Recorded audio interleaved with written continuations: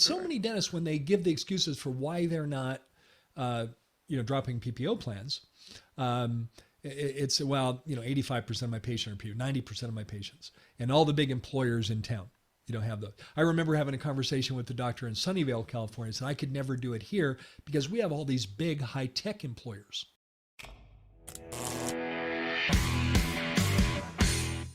Scarcity, if you find yourself in that scarcity, downward funnel, I think what happened, we sort of accidentally adopt a victim mindset and no control.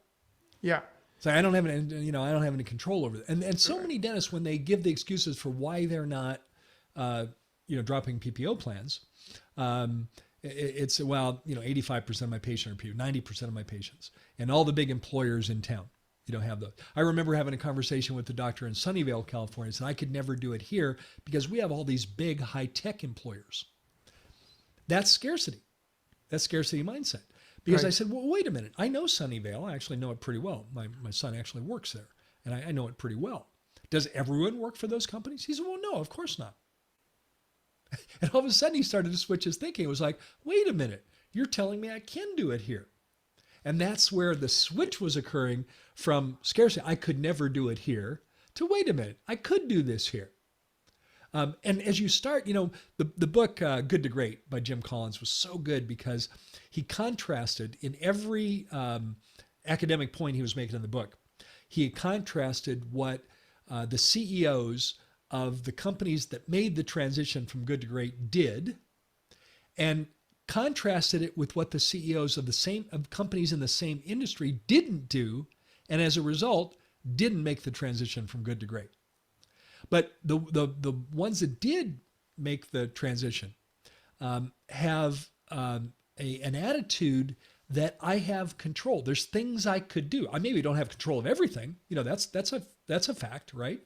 You have control of everything. You don't have control of whether Microsoft is going to buy the Delta PPO plan, but you have control over what you can do. Let's go find people that don't have that. Let's find them in our community.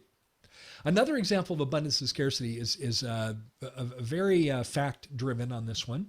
Sadly, the American Dental Association reports that only 3%, this is 2018, most recent year we have data on this, that only 3% of dentists in the United States can retire without having to reduce their lifestyle at age 65. That statistic makes me very sad because you all deserve better than that. You deserve better than that. And that, so if you say, well, I guess I'm just resigned to working my tail off and never really having, complete financial comfort. And that's scarcity.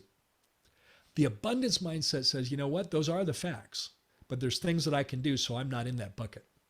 There's things that I can do. And hey, if there was one thing that I would do, it is quit giving away hundreds and hundreds and hundreds and hundreds of thousands of dollars a year to the insurance companies because they aren't funding your retirement. They're funding their own, their own excess. They're not funding you. So the difference between abundance and scarcity is real. And I want to encourage all of our listeners to be more mindful. Catch yourself in your thinking.